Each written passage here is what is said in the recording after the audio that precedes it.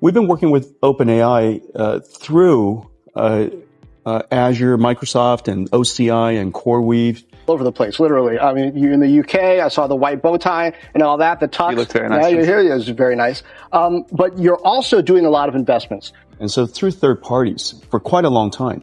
In fact, in 2016, I delivered the world's very first AI supercomputer called DGX-1. Intel investment announced last week, quite a bit smaller than this one, but seems significant also because it's weaving NVIDIA technology to a startup, a nonprofit startup in San Francisco, and that company turned out to have been OpenAI. And so we've been working with them for quite a long time. The PCN data center level in a way that perhaps it wasn't before. Where do these kinds of investments fit in? How do you think about the value? The OpenAI partnership is an addition to what we're already doing with them on the cloud. The Intel partnership is about recognizing that accelerated computing and AI's day has arrived. Remember, general purpose computing was invented practically 60 years ago. Our contracts, we're going to continue to execute on all that. But our partnership with them is quite unique in the sense that this is the first time we're going to sell directly to them. The AI war just got personal. NVIDIA's CEO Jensen Huang, the man behind the world's most powerful chips, has finally broken his silence after Sam Altman's shocking partnership move with AMD. What was once a close collaboration between OpenAI and NVIDIA may now be turning into a rivalry that could reshape the entire AI industry. With global spending on AI projected to hit nearly $1.5 trillion this year, the competition for dominance is fiercer than ever. OpenAI's decision to strike a deal with AMD, NVIDIA's longtime rival, sent shockwaves across Silicon Valley. And when CNBC sat down with Jensen Huang to discuss it, his response made it clear, NVIDIA isn't backing down. For nearly a decade, NVIDIA has been the silent engine behind the AI revolution.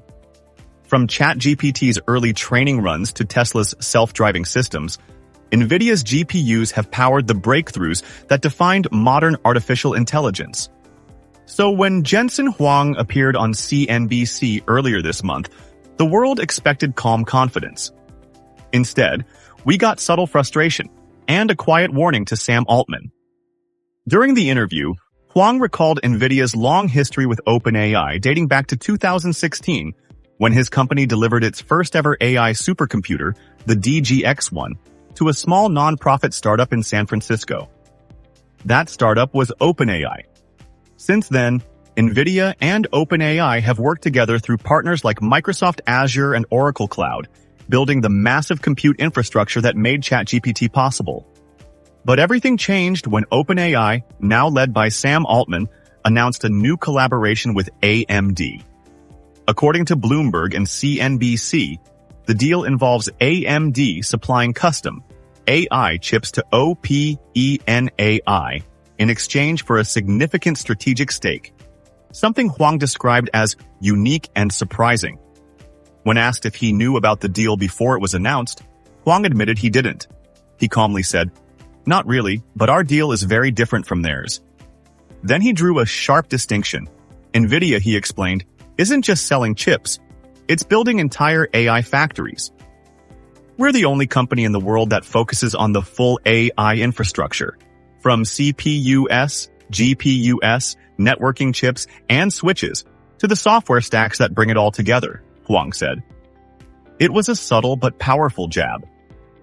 While AMD was chasing partnerships, NVIDIA was already years ahead, building the backbone of AI supercomputing. Still, the AMD OpenAI deal caught investors off guard. According to Reuters, AMD offered OpenAI a 10% stake in exchange for an exclusive partnership, a bold move meant to challenge NVIDIA's dominance in high-end AI hardware. When asked about that deal, Huang smirked. He called it imaginative and clever, but couldn't hide his surprise.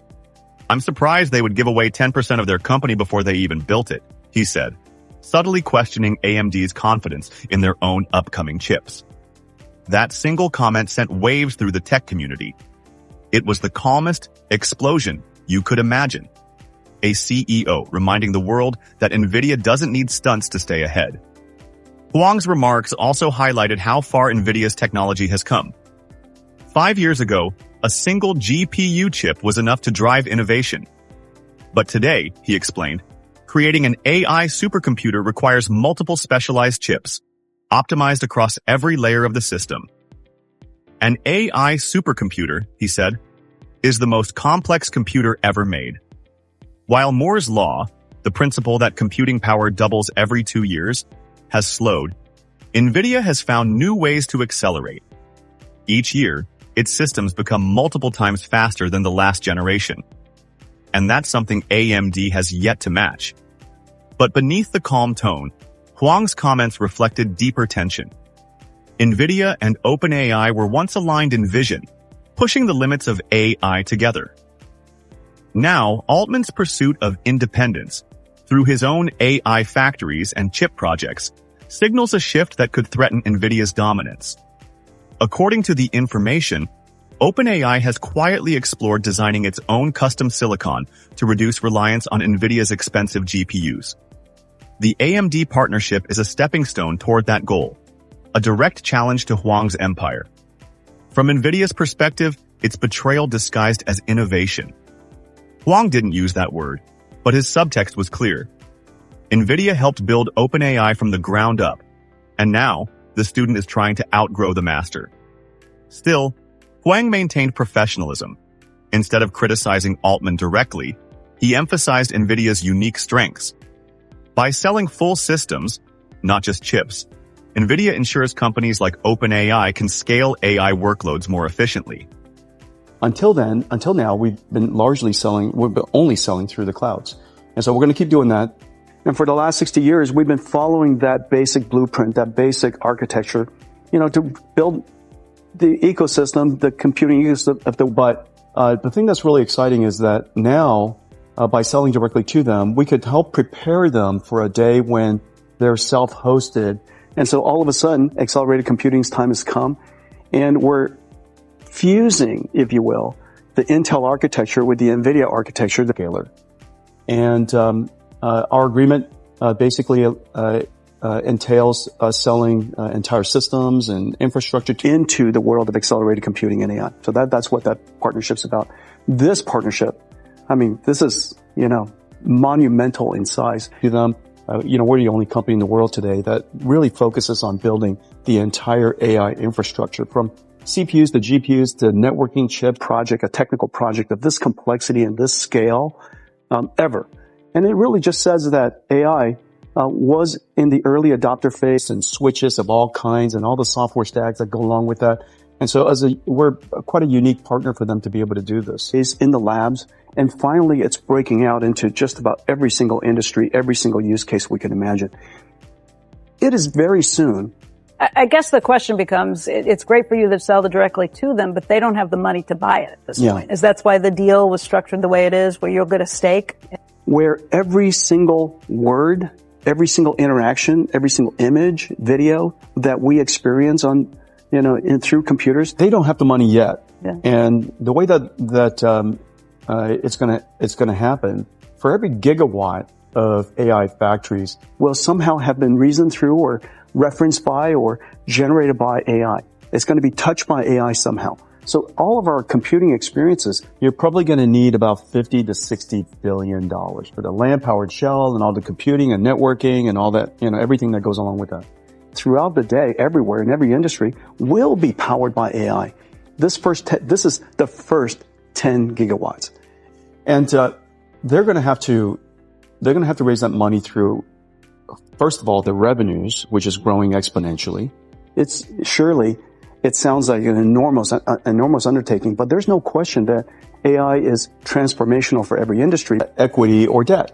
And they gave us the opportunity to invest alongside other investors when the time comes. But the important thing is the AI infrastructure will be everywhere, and it will power computing experiences for everyone every day. And it's going to be just everywhere. And so it's not something we have to do, but it's something that they're giving us the opportunity to do, and I would love to do. They have announced their intentions very clearly that they want to add up to 30 gigawatts of capacity. So in the end, it is all tied. One of the things that we did, we invested in OpenAI early on. My only regret is that we didn't invest more. As Huang put it, our partnership with OpenAI is still strong. We'll continue executing our cloud contracts. But this new agreement allows us to sell directly to them. And that's a first. This direct sales model marks a turning point. For years, NVIDIA sold primarily through cloud providers. Now, it's engaging directly with AI developers, giving it tighter control and deeper integration. Exactly the kind of move that keeps it ahead of rivals like AMD and Intel. But the bigger question is, can anyone actually catch up to NVIDIA? Right now, NVIDIA controls over 80% of the global AI chip market, according to Canalys. Its newest architecture, Blackwell, unveiled earlier this year, is already being adopted by tech giants like Meta, Amazon, and Microsoft. Each system can cost up to $10 million, and demand still exceeds supply. AMD's chips, while promising, face an uphill battle. Their MI300 accelerators are powerful. But as Huang noted, one chip alone isn't enough. NVIDIA's edge lies in its ecosystem, a web of hardware, software, and networking optimized together. As Forbes reported, this synergy makes NVIDIA's platform incredibly hard to replace. Even if AMD builds faster chips, without NVIDIA's software stack, CUDA, TensorT, and AI frameworks, developers would struggle to replicate the same results. So where does this leave Sam Altman? He's betting on diversification, reducing dependency on NVIDIA, and exploring new chip architectures that give OpenAI more control. But as Huang hinted, that road is long and expensive. Building AI factories costs billions, and even OpenAI's rapid growth might not sustain that scale without partners like Microsoft. Huang's calm tone during the CNBC interview masked what many analysts described as a strategic warning. NVIDIA isn't angry, it's focused. And while AMD may have gained attention with its partnership deal, NVIDIA remains the undisputed backbone of AI infrastructure. As CNBC's Andrew Ross Sorkin wrapped up the interview, Huang smiled and said, "They're a really good company. We take them very seriously, and we're just going to keep running." That final line says it all. Jensen Huang doesn't need to explode in anger. His company's performance speaks louder than words. The AI race isn't about who shouts the loudest. It's about who builds the future faster. And right now, NVIDIA is still setting the pace. I mean, this is the most profitable, well, the most valuable startup company ever. And so this is a great opportunity. Goal of, adding 30 gigawatts. And just to put it in perspective, I mean, the entire gigawatt capacity of all the hyperscalers combined. You mentioned that your deal is very different from AMD's. AMD is in a situation where they're basically giving away a big chunk of their company to be able to be a partner. Is around that ballpark, 30 gigawatts. So they are talking about, some big numbers in terms of capacity additions. How they will do it?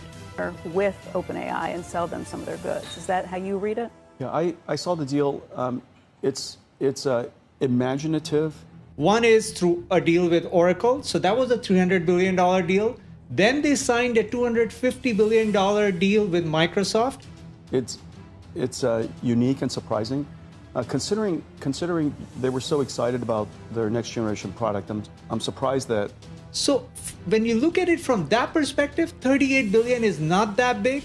And look, I mean, I can see what OpenAI is. They would give away 10% of the company before they even built it. And so anyhow, it's clever, I guess. Doing because they've seen, Anthropic sign a deal with Microsoft first. And then they signed a deal with Google TPU. Yeah, I wondered the same thing. And Lisa Su, who, by the way, is a distant cousin of yours, yeah, right? She's terrific. At AMD? Yeah, she's terrific. The way they've set this up, though. Anthropic and OpenAI are the purest plays when it comes to LLMs. And if Anthropic is getting all that compute capacity from the two hyperscalers of giving it away, they're also making some big assumptions that their chips are going to be able to compete with your chips that are coming out down the road. Do you think that's the case? Let's talk about vendor financing, because that has been something that has raised a lot of questions on Wall Street since you cut this deal with OpenAI. Chips are quite special, and we're running really fast. We're the only company in the world today that builds all of the chips inside Yesterday, Bloomberg is reporting that you have a $2 billion in financing that you're going to be involved with xAI to help AI infrastructure. And today, back when we first started, 5 years ago even, an Ampere chip or a Hopper chip is just one chip. Help them with these same stories. But this idea of circular financing, your customers can't afford to buy these chips yet, so you're going to help them out with money along the way. Today, if you want to build one of these AI supercomputers, it takes a whole bunch of different types of chips that get the performance out of it. That leads some people to think back to what happened with companies during the big buildup like a Lucent or a Nortel in the early days. Because, Moore's Law, the transistor itself is really slowing down. And we want to create those X factors of performance increase every single. Is this different, and if so, how? Well, first of all, xAI, I'm super excited about the financing opportunity that they're doing single year. And we're delivering these new systems every single year. And every year it's multiple times faster than the last generation. If the only regret I have about xAI, we're an investor already. The only regret I have is I didn't give him more money. In order for us to do that, we have to optimize the entire AI infrastructure. That supercomputer is the most complex computer the world's ever made. Almost everything that Elon's part of, you really want to be part of as well. And he gave us the opportunity to invest in xAI. I'm just delighted by that. And we optimize across all of that, design new chips every year. So one chip alone is not probably going to be able to deliver the type of results we do. And so that's an investment into a really great future company, and I'm really excited about that. That's not venture. But anyways, they're a really good company, and we take them very seriously, and we just kind of have to keep running. It's not vendor financing per se, but what's going on in the world versus what happened in 2000 is just dramatically different. You're also doing a lot of investments. The Intel investment announced last week, quite a bit smaller than this one, but seems significant also. Back then, as you recall, there were pets.com, hospitals.com, and all of the internet companies combined was, what, $30-40 billion in size? Because it's weaving NVIDIA technology in the PC and data center level in a way that perhaps it wasn't before.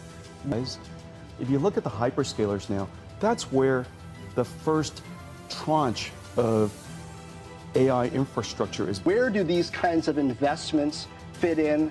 How do you think about the value of the ecosystem to NVIDIA? Building.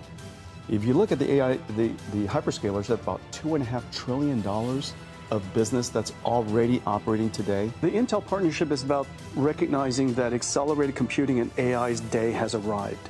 Remember, general purpose computing was invented practically 60 years ago. That business, that $2.5 trillion business, and the CapEx that goes underneath that is about, call it $500 billion. And for the last 60 years, we've been following that basic blueprint, that basic architecture, to build the ecosystem. That transition from a classical CPU-based computing to now generative AI computing, the computing use of the world. And so all of a sudden, accelerated computing's time has come, and we're fusing, if you will, powered by GPUs. That transition is just starting. So we've got to build into $500 billion worth of capacity, the Intel architecture with the NVIDIA architecture, to bring them into the world of accelerated computing and AI. So that's what that partnership's about. This partnership, infrastructure, that's already naturally growing by itself, and we're in the beginning phases of that. If you just look at NVIDIA's AI infrastructure business, I mean, this is, monumental in size. There's never been an engineering project, a technical project of this complexity and this scale. Call it a couple of $100 billion so far. Here we're a couple of $100 billion into a multi-trillion-dollar build-out. So that's number one, ever. And it really just says that AI was in the early adopter phase in the labs, and finally it's breaking out into. The second part of it that's really unique is that we have a new generation of AI companies. The new AI companies like OpenAI and Anthropic, and just about every single industry, every single use case we can imagine. It is very soon where every single word, xAI, and companies that are Thinking Machine Labs from Mira and Ilya Sutskever's SSI, every single interaction, every single image, video that we experience on, through computers will somehow have been reasoned through or Misha's company, Reflection, and I mean, there's a whole bunch of amazing AI model builders now. This generation of AI model builders, referenced by or generated by AI, it's going to be touched by AI somehow. So all of our computing experiences throughout the day, everywhere, in every industry, what's happened in the last several months, a transition happened that is really, really important. For the last several years, they've been generating tokens will be powered by AI. This is the first 10 gigawatts. It's surely, it sounds like an enormous, these AI tokens, basically at a loss. And the reason for that is because the early AI models they were super interesting, but there's no question that AI is transformational for every industry. But the important thing is the AI infrastructure will be everywhere. But they weren't useful enough to pay for. The last several months has been very clear that the new technology is now reasoning and it will power computing experiences for everyone every day. And it's going to be just everywhere. It's doing research. Before it answers a question, it goes on the web and studies other PDFs and websites. It can now use tools. The rivalry between NVIDIA, AMD, and OpenAI is far from over. Each move reshapes the landscape of artificial intelligence, from who controls the chips to who controls the future. If you found this analysis insightful, make sure to like this video, subscribe for more in-depth coverage of the AI revolution, and stay tuned, because the next battle in Silicon Valley's AI war might already be unfolding. Details on OpenAI's deal to build one of the world's largest AI data centers in Abu Dhabi. Sources telling CNBC's Kate Rooney that Elon Musk worked to try to stop that deal if it didn't include his own AI startup, XAI. What do you think about, like, when Elon was calling for a pause on AI? I mean, he was like starting an AGI company while he was doing that. Yeah. So didn't he start it like after he was calling for the pause? I think before, but I don't remember. In any case, is it one of those you can't beat him, join him things? I think the instinct of saying, like, we've really got to figure out how to make this safe and good and, like, widely good is really important. But I think calling for a pause is, like, naive at best.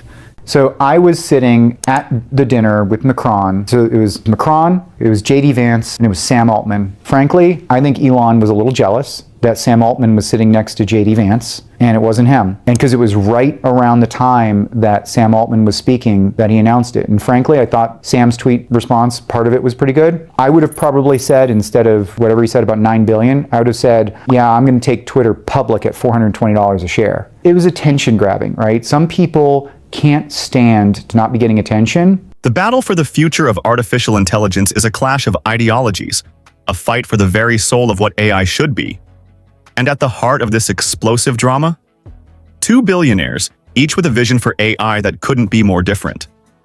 On one side, you have Elon Musk, the relentless innovator and tech disruptor, the man who's been reshaping industries for decades. On the other, you have Sam Altman, the CEO of OpenAI, who's become the gatekeeper of one of the most powerful technologies humanity has ever known. This is a story of vision, trust, and control, and at stake is nothing less than who will own the future of AI. Musk is making moves that could flip everything we thought we knew about AI, and his latest play?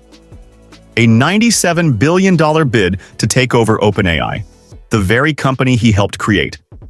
But here's the kicker. Altman made it clear. OpenAI is not for sale. So why the offer? What's behind Musk's sudden push to seize control? Is this just a billionaire power play, an attempt to slow down a competitor? Or does Musk truly believe that OpenAI has strayed from its original mission? Musk's frustration is palpable. He believes OpenAI has veered off course, morphing from its non-profit roots into a profit-driven juggernaut. In Musk's eyes, this is about preserving the mission to ensure AI doesn't become a weapon of the few. And if Musk has his way, he'll tear down the walls of secrecy and profit-driven agendas to create an AI that's open, safe, and accessible to everyone. But let's not kid ourselves. This is about trust.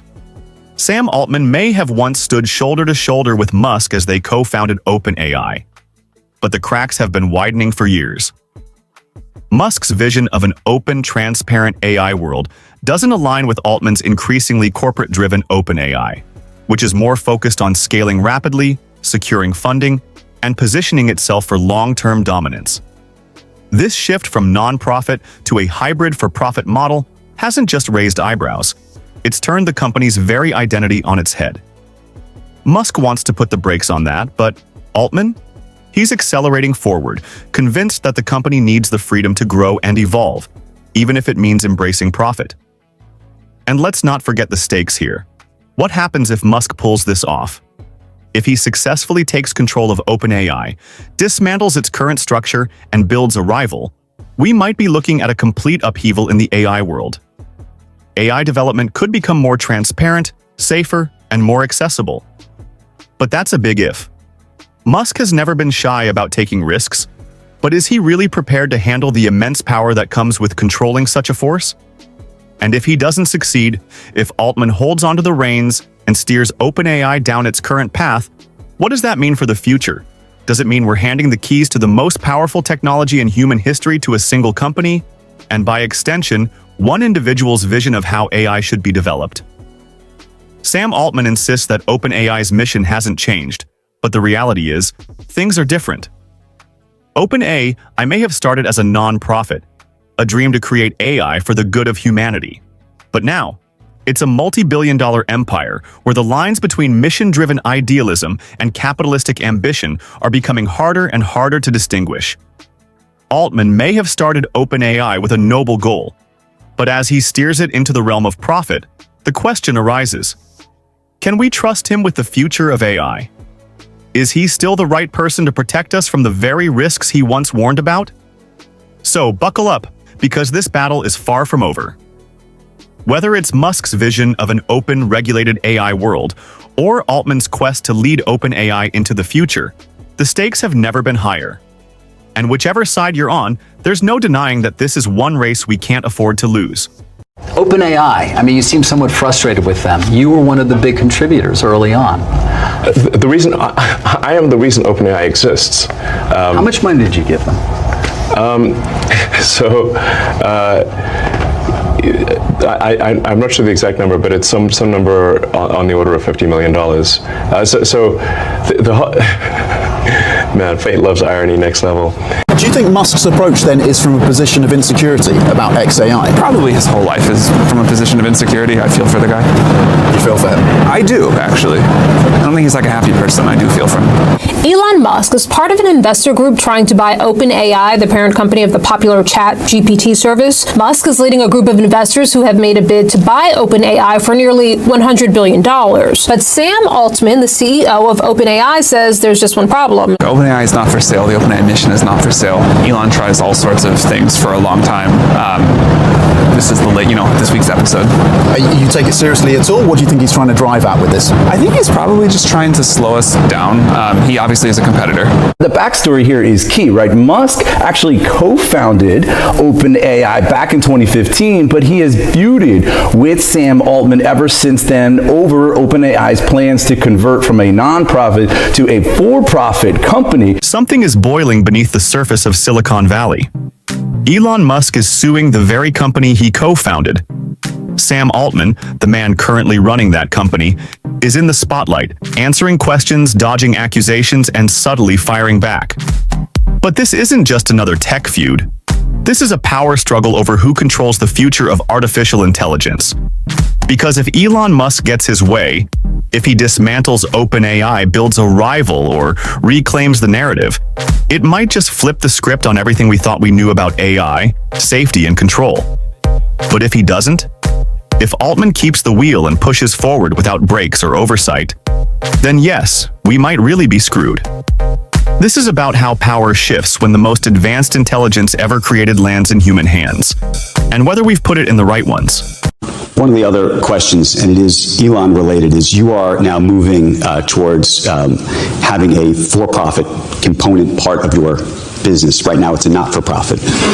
And he, as everybody knows, if you read the papers, is suing you over this and many other things. How do you feel? I actually just want to ask you on a very personal level, forgetting about even the merits of the case. As a guy who has spent a lot of time with him and you guys founded this thing together, how do you feel personally today about all this? Just as a human. Tremendously sad. I grew up with Elon as like a mega hero. I thought what Elon was doing was absolutely incredible for the world. And I'm still, of course, I have different feelings about him now, but I'm still glad he exists. And not just because, no, I mean that genuinely, not just because I think his companies are awesome, which I do think, but because I think he, at a time when most of the world was not thinking very ambitiously, he pushed a lot of people, me included, to think much more ambitiously. And I'm grateful is the wrong kind of word, but I'm thankful, I'm positive about that. We started OpenAI together, and then at some point he totally lost faith in OpenAI and decided to go his own way, and that's fine too, but I think of Elon as a builder and someone who, known thing about Elon, he really cares about being the guy. But I think of him as someone that if he's not, that just competes in the market and in technology and whatever else, and doesn't resort to lawfare. And, whatever the stated complaint is, what I believe is he's just he's a competitor and we're doing well. And that's sad to see. How concerned is Sam Altman about annihilation, do you think? I think in reality he is not concerned about it. I don't trust OpenAI. I started that company as a non-profit open source. Yes. The open in OpenAI, I named the company. Yeah. OpenAI as an open source, and it is now extremely closed source and maximizing profit. I don't understand how you actually go from being an open source nonprofit to a closed source for maximum profit organization. Let me ask you a different question just about the company. You did start it as a not-for-profit. It was a research outfit originally. Yeah. Now, I think there's a view that it has to shift to be some kind of profit-oriented company. Well, does it have to? First of all, I'd like to talk about the reason we started as a nonprofit, because I think it sort of speaks to the answer too. When we started, we did not have any idea that we were going to be a product company. We also did not know that the amount of capital we needed would turn out to be so huge. If we did know those things, we would have picked a different structure. It's hard to overstate, because it wasn't that long ago on the calendar, but it's hard to overstate how different 2016 was. This was years before we had the research that led to language models. This was 4.5 years before we launched our first product. This was 6.5 years before we launched ChatGPT. All we knew that we wanted to do was do some AI research, and that we thought AGI and superintelligence eventually would be this important thing to the world. And we wanted to somehow do something that would be good. At the time, we were working on writing papers, new RL algorithms, new theories, a way to play video games, a robotic hand. And it was not clear that there would ever be a product or revenue stream at all. And it wasn't clear that we were going to need one, because it wasn't clear we needed so much money. Right. It became clear after GPT-1 and some other work that we were going to need to scale. And we started, and also Elon decided to stop funding us as a nonprofit, and we couldn't get somebody else to do it, that we needed to find a way to make a capped profit. Now, we wanted to keep going with a lot of the things that we think are good about a nonprofit, and so we had this subsidiary capped profit that worked for a while. We start with a question that cuts straight to the core. How do you feel about Elon Musk suing you? Sam Altman doesn't flinch. But what he gives us isn't a corporate answer. It's something more personal, more conflicted.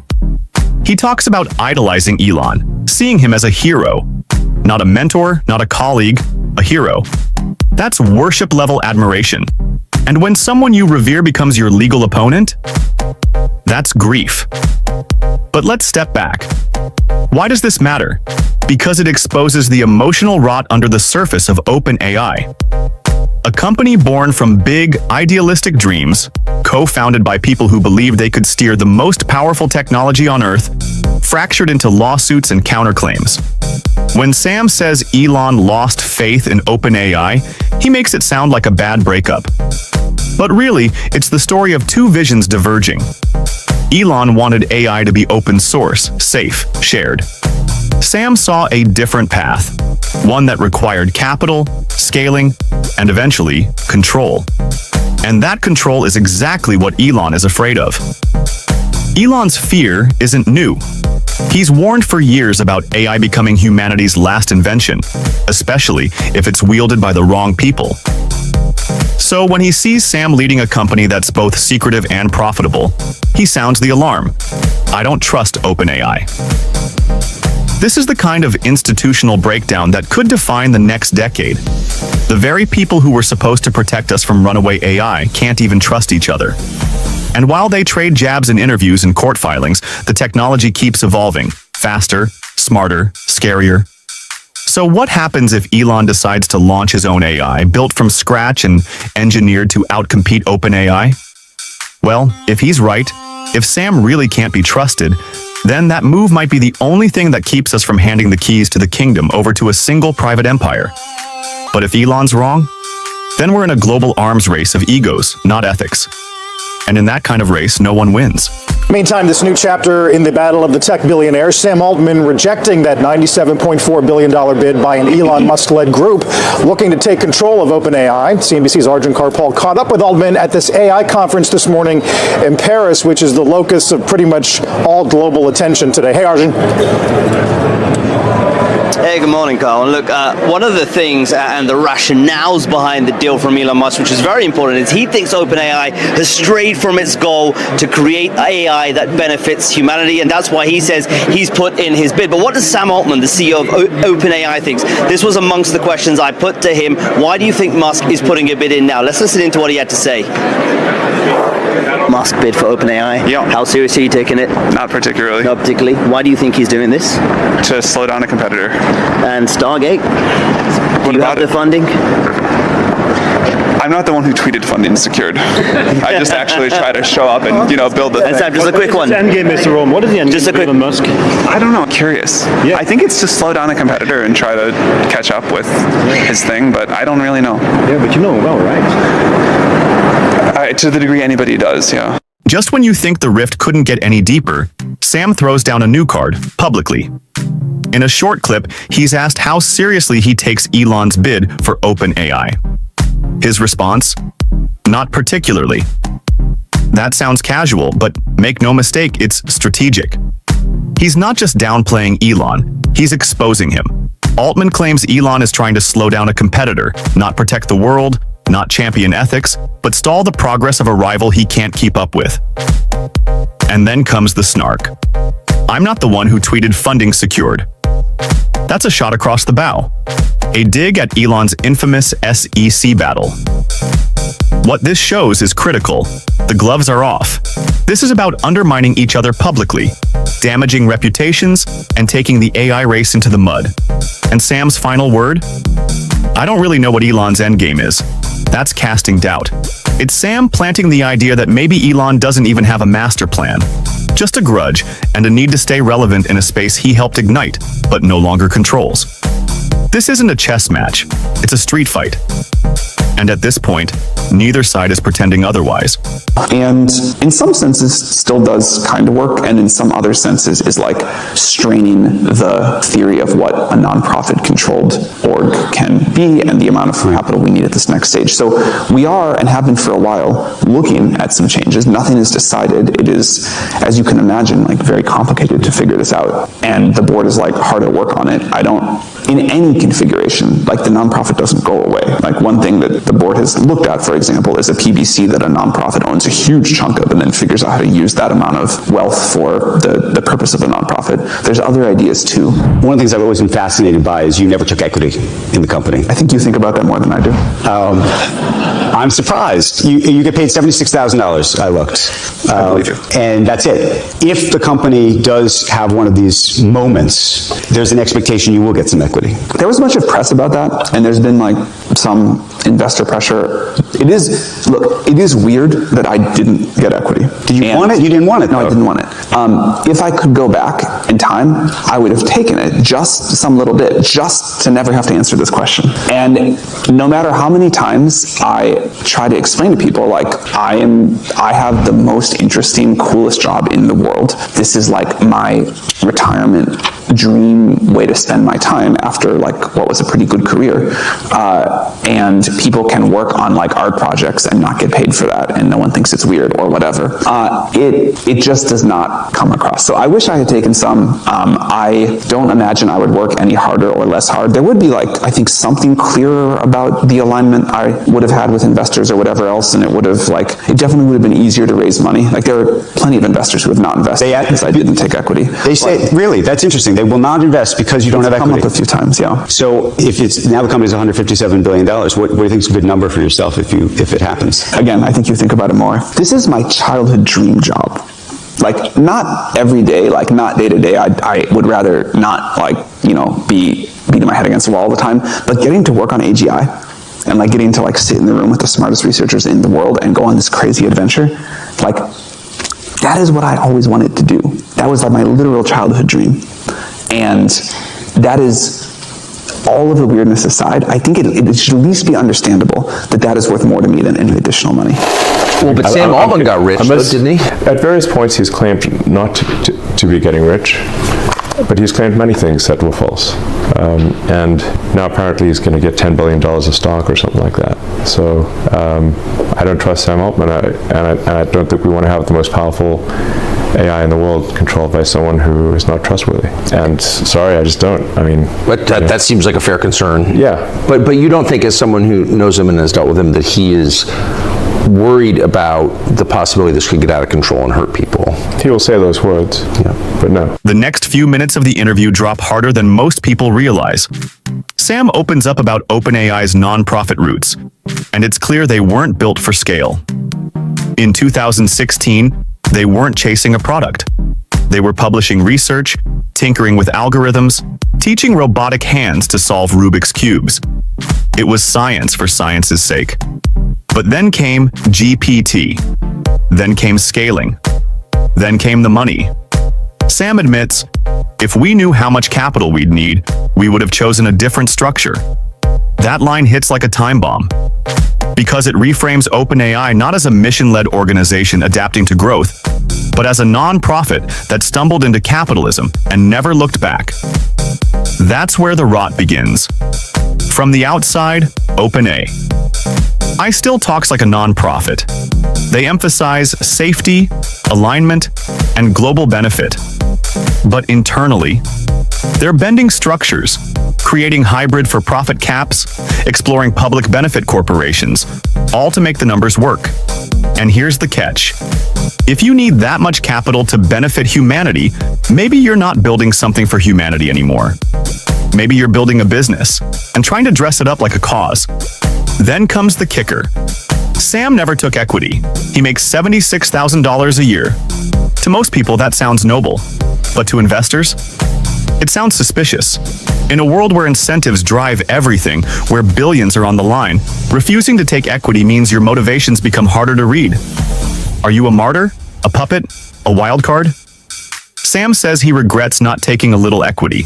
Not for the money, but to shut people up. That's honest. Maybe too honest. Because it shows how badly OpenAI wants to appear principled, even as it gets entangled in capitalism's oldest trap, trust. And then, boom, we return to Elon's voice. I don't trust Sam Altman. He doesn't believe Sam tells the truth. He doesn't believe Sam is worried about AI safety. He doesn't believe the man who helped build OpenAI should be allowed anywhere near the most powerful system on Earth. That's a red flag. Because the moment trust breaks down, not just between co-founders, but between creators and the public, AI ceases to be a tool. It becomes a weapon. And in Elon's eyes, Sam Altman is already pulling the trigger. All right, right now, a rivalry between big tech billionaires playing out as we speak. We're talking about Elon Musk and OpenAI CEO Sam Altman. Altman firing back after a Musk-led group submitted an unsolicited $97.4 billion bid to take over OpenAI. Take a listen. Sam, should you have taken Elon's offer? You refused $1 billion for Elon Musk. What do you want to say to Elon Musk? Receive what from him? Almost $100 billion, right? The company is not for sale. Neither is the mission. We're happy to buy Twitter. Let's talk about that. Wow, Wow, okay. Altman made that same message in a post to X, saying he'll buy Twitter for just $9.74 billion. Elon tries all sorts of things for a long time. This is this week's episode. You take it seriously at all? What do you think he's trying to drive at with this? I think he's probably just trying to slow us down. He obviously is a competitor. He's working hard and he's raised a lot of money for XAI, and they're trying to compete with us from a technological perspective, from getting the product into the market. And I wish he would just compete by building a better product, but I think there's been a lot of tactics, many lawsuits, all sorts of other crazy stuff. Now this, and we'll try to just put our head down and keep working. Does it make it more difficult to move from that non-profit model to that for-profit model for OpenAI? We're not moving to a for-profit model. We're not sure what we're going to do at all, but no matter what, the nonprofit will continue to be extremely important. It will drive the mission. It will continue to exist. The board is looking at lots of options about how to best structure for this next phase, but the nonprofit is not changing into anything or going anywhere. I mean, whether they did or didn't, they built a good model. Many people will distill from many other models. Again, I feel so confident about our research roadmap and also our product roadmap that, DeepSeek will do whatever DeepSeek's going to do. Other people do whatever they're going to do.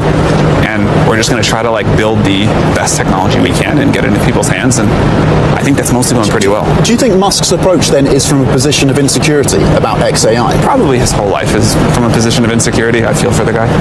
You feel for him? I do, actually. I don't think he's a happy person. I do feel for him. Okay. Do you worry that he has this proximity to the president and he can influence the decision-making of the US presidency and policies around this agenda on AI?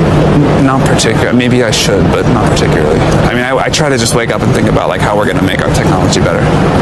Sam Altman with Tom McKenzie in Paris. We go to London now. When they walked me in the room and they said, we got a fun thing for you to do. Own YouTube. The first book I read, comment, subscribe by Mark Bergen, cover to cover, inside YouTube's chaotic rise to world domination. Observing OpenAI in Paris is Bergen in London. Mark, what does Macron want out of this? What do European leaders want out of an AI soiree in Paris? I think they want, in some ways, what they want people like Sam Altman there. He probably wanted Elon Musk there as well. They want big headline numbers, right? Macron kind of gave his version of the Project Stargate. He said 109 billion euros of investment.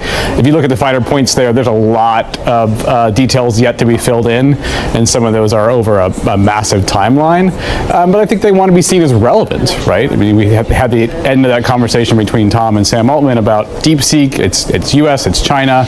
Europe is left out in those conversations. Mark, on the subject of DeepSeek, which I imagine is looming large over this gathering in Paris, there was a bit of happy talk there from Sam Altman about the fact that all of these different AI companies building their models are going to learn from each other. But as you and our colleagues have reported here, there is some, shall I say, skepticism about the way in which this Chinese company has fashioned this model. What's the latest on that as we kind of learn more about it and how it was fashioned and indeed how much it costs to do?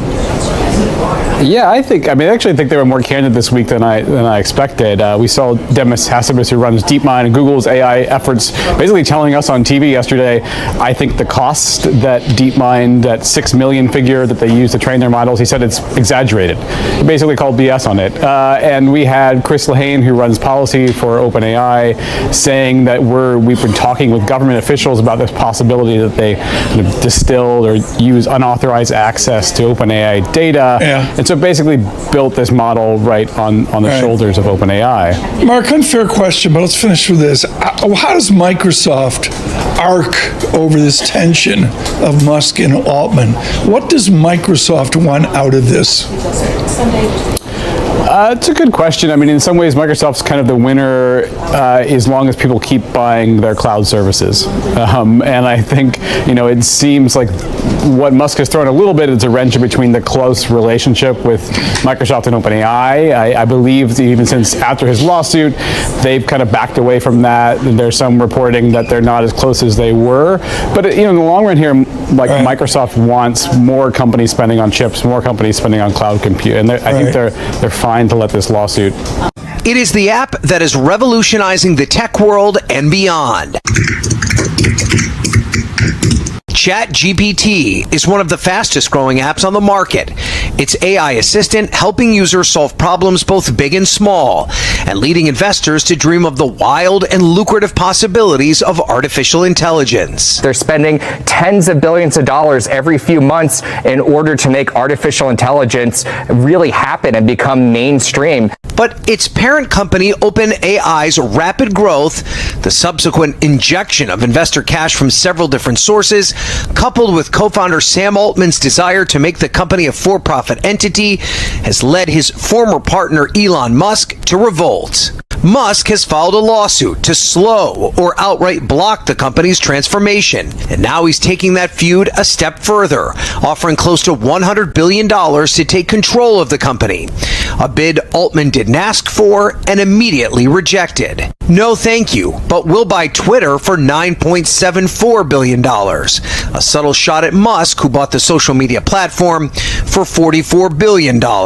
Musk returned fire, calling Altman Scam Altman and a swindler. Musk's bid to take control of OpenAI comes at the same time he's enjoyed immense influence over the Trump White House. I've had a great help with Elon Musk, who's been terrific. But Trump has not been afraid to keep Altman close, hosting him at the White House to announce a $100 billion investment in AI infrastructure across the U.S. We wouldn't be able to do this without you, Mr. President. A rivalry that Trump seems to be willing to encourage. These two men, while they're rivals and big competitors and former business partners, they're also fighting for the affections of the President of the United States. And in his offer to buy OpenAI, Musk's attorney promises the billionaire will return the company back to its core mission with a pledge to make it open source, nonprofit, and a, quote, safety-focused force for good that it once was. So here's where we are. One man is building what may become the most advanced artificial intelligence platform in history. The other is trying to stop him. Not with algorithms, but with a lawsuit. And both of them helped create this storm. If Elon Musk makes this happen, if he creates a competing AI that's open, regulated, and accessible, he could flip the AI race on its head and expose just how fragile OpenAI's structure really is. But if he fails? If the lawsuit goes nowhere and OpenAI doubles down on control? Then Sam Altman becomes the de facto steward of the most powerful technology we've ever known. And that means whether or not we trust him, we're all along for the ride. So yeah, we are screwed might not be hyperbole. It might just be the understatement of the year. So, Apple just called out OpenAI and the entire AI industry without even raising their voice. While everyone else is hyping up how smart these models are, Apple quietly dropped a study that basically asks, are these systems actually thinking, or are they just really good at faking it? We've all seen those step-by-step answers in tools like ChatGPT or Claude, where it looks like the AI is solving problems in real time. Turns out, that might not be real reasoning at all. According to Apple's research, when the puzzles get tough, even the best models break down. And not just a little. We're talking complete collapse. They tested models like Claude, DeepSeek, and OpenAI's own. And what they found was kind of brutal. In this video, we're breaking down what Apple actually discovered, why it matters, and whether these so-called intelligent systems are truly reasoning or just putting on a show. Let's get into it. Apple researchers now raising red flags that may be hard for the AI trade to ignore. In a new paper, they're throwing cold water on the growing trend of reasoning models and whether they're really more accurate. Deirdre Bosa has more in today's Tech Check. Please explain, Deirdre. I will. So in doing this, Apple is essentially calling out not just a growing, but the biggest trend in AI right now, and that is reasoning, the ability of models to try and think like humans. Now, these models are everywhere. OpenAI, Google, Anthropic, they are all racing to build AI that doesn't just spit out answers, but shows its work step by step, promising more reliable and logical responses.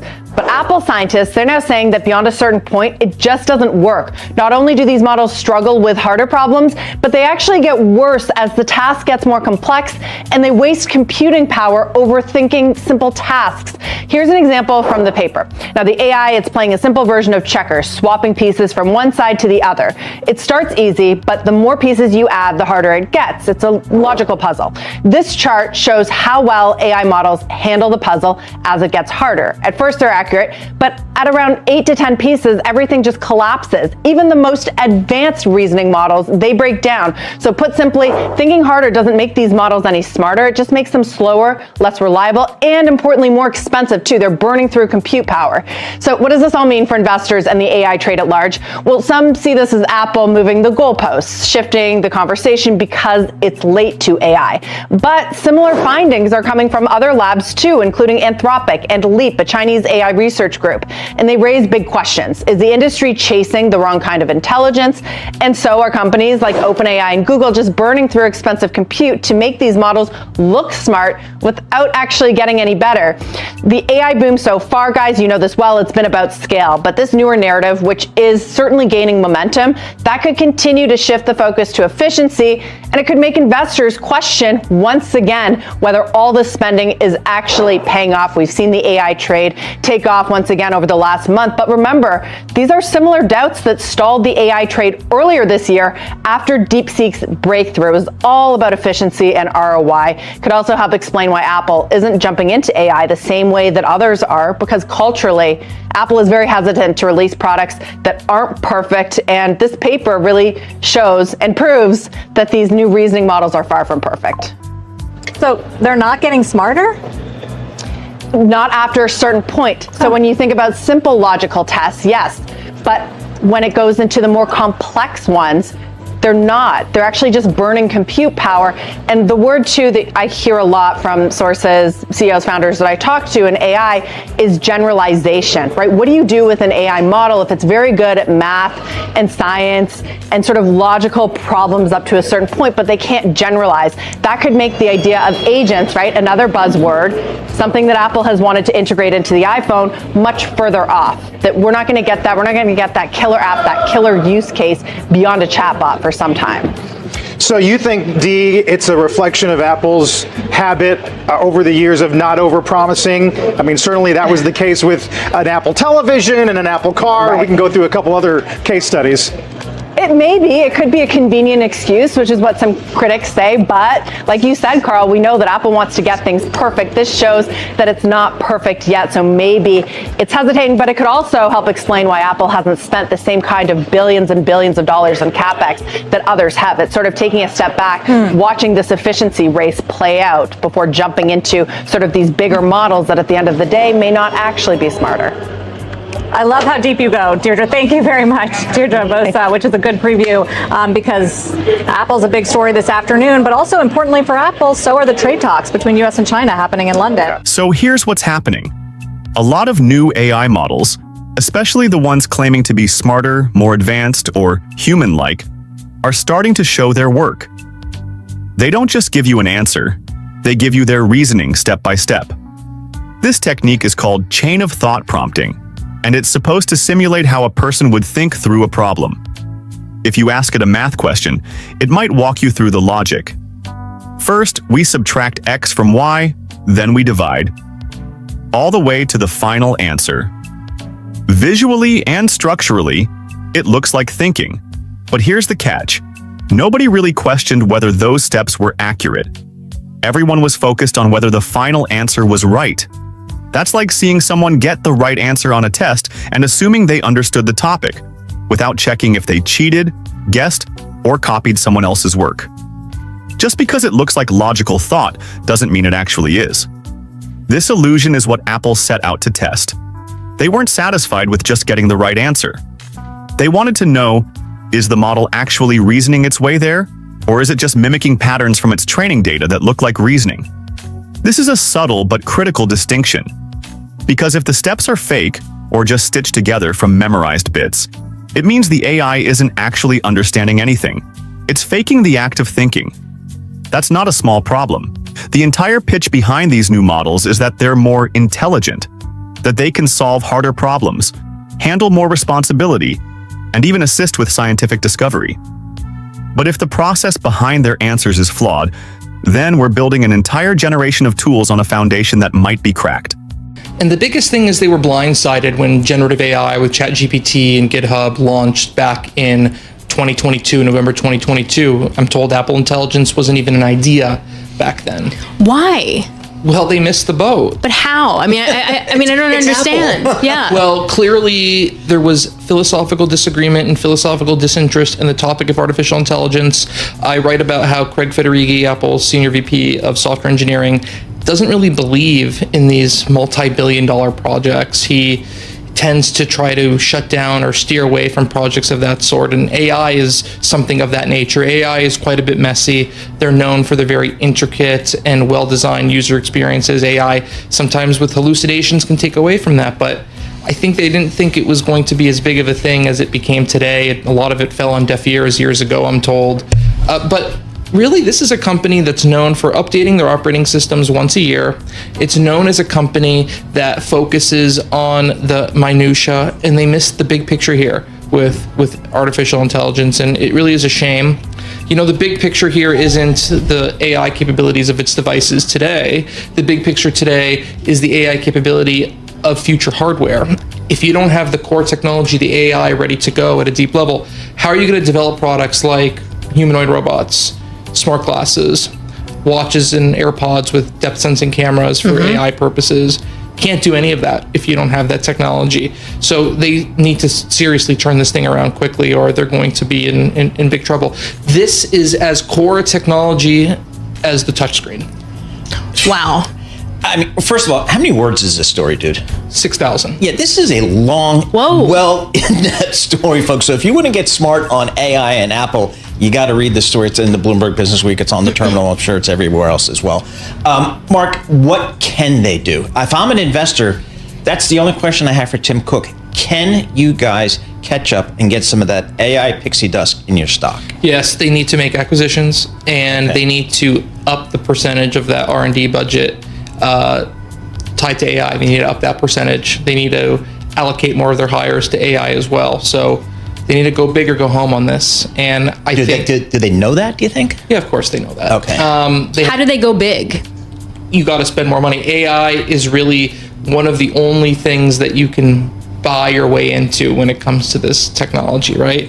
You can buy your way into it. You just need to throw billions and billions at AI training. They need to make probably some tweaks to their privacy policy, right? They have so many devices. They have more devices than anyone else as a single brand of a hardware company, of any company in the entire world, in the history of the world. But they don't leverage that because of their privacy stance. So maybe make some tweaks there to be able to collect some more data. Maybe figure out a way to convince people to give up some of their data for this purpose. And I think that could go a long way for them. So spending money, collecting more data. Is there somebody out there that they could buy, should buy, that would leapfrog them, do you think? I hate doing that though, right? Well, the problem is this philosophical disgust, I would say, to making these large acquisitions. If I told you, I mean, you know this is true, so maybe you're not a good example, but if I said to someone who didn't know the company as well as you two, would you believe me if I told you that Apple's biggest acquisition in the history of the company was $3 billion? I actually believe that. Well, you believe that because you know that, but I think if you ask people who didn't know that, that would be completely unbelievable. They make these small acquisitions, and in addition to not wanting to spend big bucks on a company, they're really poor at integrating companies. The Beats integration, integrating all those engineers into the company, disaster. Intel, they bought the modem unit for $1 billion back in 19, disaster. What is it going to feel as an AI person at Apple today if the company buys your replacement to bring them in? It's not going to be fun. There's enough turf wars as it is at Apple. So if they do then have to do it internally, they've still not done well at that. They've got to do both. They got to make the acquisition. They got to just deal with that. They got to make their biggest acquisition ever, and it has to be for AI, maybe multiple acquisitions. They have to turn things up a notch internally as well. They're going to be making changes. I mean, there's so many philosophical disagreements. The biggest is about chatbots when it comes to AI. They are allergic to AI chatbots. They don't like the technology. They don't think OpenAI has staying power. So yes, I know. I made a face when he said that, by the way. Okay. You're going to see deeper integrations with other companies. You're going to see Google Gemini integration. I think next year you'll see Perplexity integration, maybe some Anthropic integration, maybe some Microsoft integration, but they're going to keep pushing, and this is going to be a multi-year thing. The biggest problem is they were caught off guard when this happened, so they had no head start on this. They're coming way from behind. Now, my next guest has been a fan of Astera Labs for some time now. In fact, she introduced us to this stock a while back. Spirit Leads Investor, founder, chief investment officer, Ivana Dalevska. Ivana, now, are you happy with what you just heard from the CEO? Absolutely, Charles. So thanks for having me. We really like Astera Labs here, especially post this pullback. I think many investors don't understand exactly what the company does, which is why you see this more violent volatility and swings. But if you can find good entry points, this is a really good company to own for the long term. These are some of the things that you talked about being a pure play. I like this part. Several products have 100% market share right now. That's right, Charles. So the PCIe Express that you mentioned earlier and that the CEO referred to has close to 95% market share. So when you talk about competition with Broadcom and other players, everybody is working on different parts of the value chain. So they're not necessarily competing with each other. So they have a very strong market share in this particular product. And then the Leo and Scorpio, those will be products that will ramp in the second half of this year and more in 2026. So it sounded like he's got a great relationship with his customers, but it sounded like it wasn't a lot of customers. You talk about customer expansion. That's right. So a lot of these products are brand new things. So they first started with NVIDIA on the PCIe Express retimers, right? And then they're expanding further into other customers. So we think that now their number 2 customers is approaching the size of NVIDIA, and number 3 is not too far behind. So as they expand the customer base, you're going to see a lot more stable earnings rather than what we've seen. I got to ask you about this. I asked him about this Apple paper I saw over the weekend. It got a lot of traction, right? Essentially boils down to maybe this whole AI thing. At the moment, it's just mostly smoke and mirrors. What do you say about that? Well, I think it's a very interesting thing, this concept of thinking AI. I think we're very far from the point where AI can think. We're going to have to deploy significantly more GPUs to get to that point. We are at a point where... Is that AGI or ASI? Well, it's actually like this would just be the second layer of iterative AI. So it's really like step 1 was generative AI, where like you prompt ChatGPT and it gives you a reply. Now it just does few more iteration, which is what's really used in the agentic AI models. But to get to like where AI can reason, like the AGI or one of those more advanced stages, I think we're at like 10 years, really? 10 years behind. So rest comfortably. It may take our job, but it won't. It will still need us around. Exactly. It really works side by side to humans, and the new things that you're going to see introduced over the next 6 months is really going to be how they're going to help you do better, be better at your job. Thanks for watching. If you want more in-depth breakdowns on the AI war, tech drama, and what's coming next, make sure to like, comment, and subscribe. The future is coming fast, and it doesn't care if we're ready.